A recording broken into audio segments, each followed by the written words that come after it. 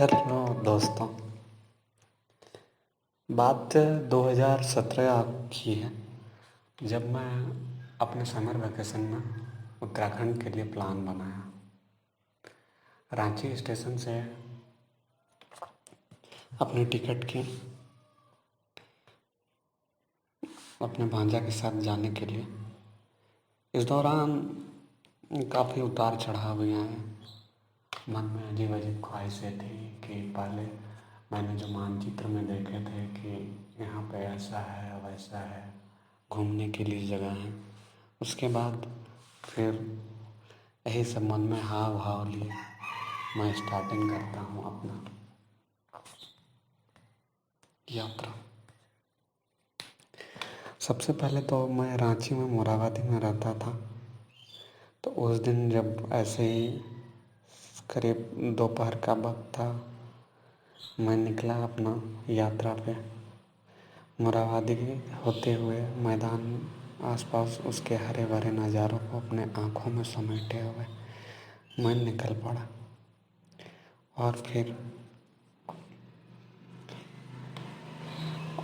Auto करके मैं पहुंचा रांची रेलवे स्टेशन के ठीक बगल में एक बस स्टैंड है, जो पुरानी बस स्टेशन है, जहाँ पे एसी बस मिलता है। वहाँ पे मैंने जमशेदपुर के लिए एक टिकट बुक की अपने लिए, ताकि जमशेदपुर पहुँचूँ। और वहाँ से मेरा अगले दिन का उत्कल एक्सप्रेस ट्रेन थी उत्तराखंड के लिए। तो ये वो जगहें हैं जो रांची बस स्टैंड की है। कुछ बस की फ़ोटो उस टाइम जो मैंने लिए थे। कुछ देर के बाद टिकट करने के बाद मैं बैठ गया। अब आप फ़ोटो में देख सकते हैं, मैंने जाते वक्त काफ़ी सारे सेल्फीज़ लिए थे और कुछ फ़ोटो भी लिए थे। जैसे रांची से कुछ दूर जाने के बाद मुझे ऐसे ऐसे नज़ारे मिले जो मैं आप लोगों के साथ शेयर कर रहा हूँ। जैसे रांची से जमशेदपुर जाते वक्त बहुत खूबसूरत हरी हरी वादियाँ आप लोगों को मिलेंगे। रोड किनारे बहुत अच्छे पेड़ पौधे, नज़ारे, पहाड़ पर्वत कुछ इस तरह के। और हाँ, हम लोगों के रांची से करीब वही 40 किलोमीटर आसपास की दूरी में आप लोगों को एक मंदिर मिलेगा, सूर्य मंदिर, जो काफ़ी फेमस है, जो पूरी तरह से संगमरमर की बनाई हुई है। खैर, इस बारे में कभी और बात करेंगे। तो इन्हीं सब यादों को समेटे हुए मैं निकल पड़ा हूँ अपने रास्ते में। और करीब बुंडू से कुछ दूर आगे में एक देवड़ी माता का मंदिर है, उनको भी प्रणाम करते हुए मैं निकल चुका हूँ अपनी यात्रा की ओर। बहुत खूबसूरत नज़ारे अपने मुंह में बांधे हुए मैं देखते हुए जा रहा हूँ। हेडफोन लगाए हुए हूँ, काफ़ी कुछ सोच रहा हूँ और इस तरीके से मेरी यात्रा प्रारंभ हो चुकी है।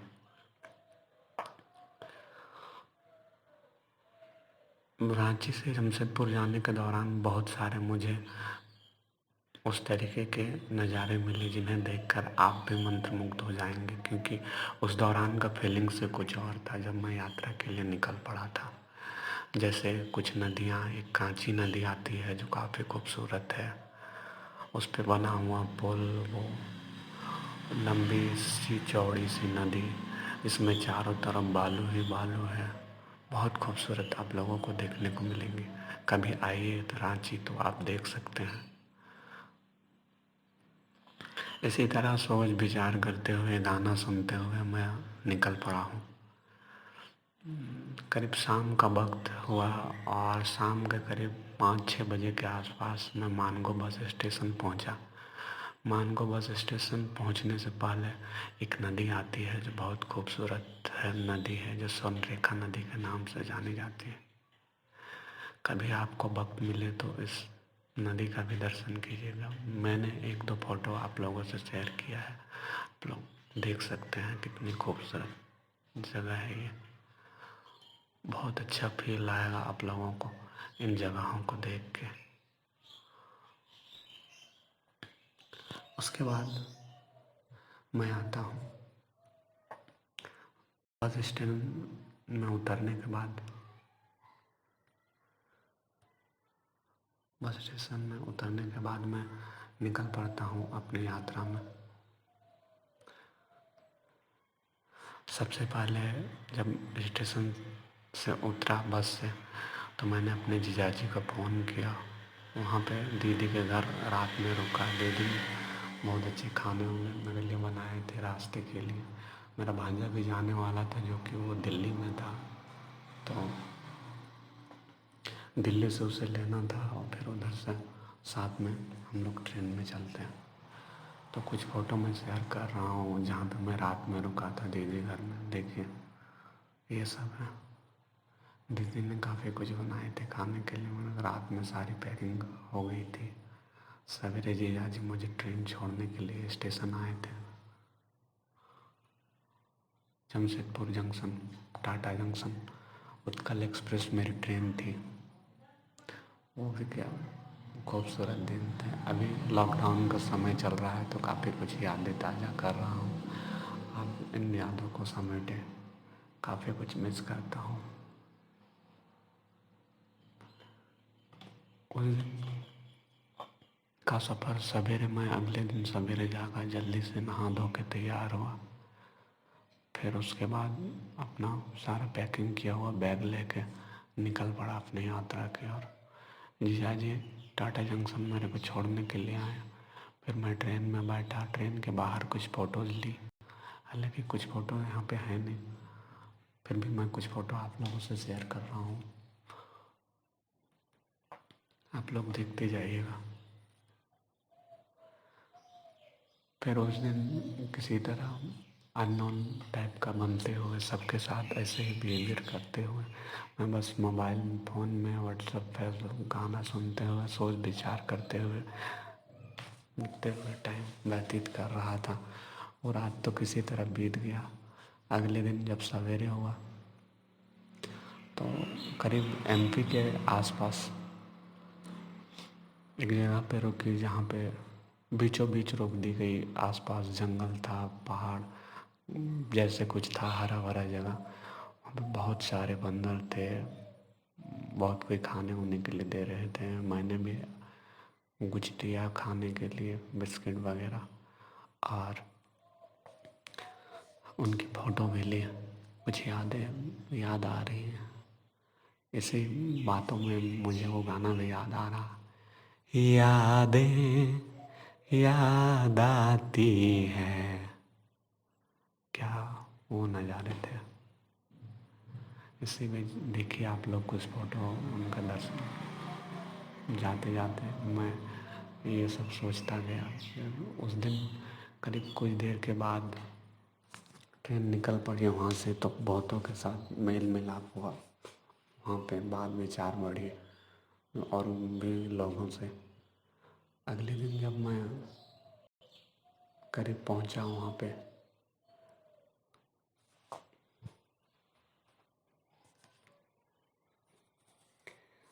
दिल्ली पहुँच गया अगले दिन, तो मेरा भांजा आया, उससे मिला, उसको बताया ऐसा ऐसा हुआ वैसा हुआ। फिर हम लोग गाना सुनते हुए किसी तरह हम लोग ट्रेन में बैठे और फिर हम लोग निकल पड़े अपनी यात्रा पे फिर से। और जब अगले दिन जब हम लोग वहाँ पे हरिद्वार, करीब दोपहर का वक्त था, हरिद्वार जंक्शन पे हम लोग उतरे। शायद शाम का वक्त था, शाम का वक्त था। और वहाँ से जंक्शन से निकलने के बाद होटल के लिए हम लोग निकल पड़े। कुछ देर के बाद हम लोग को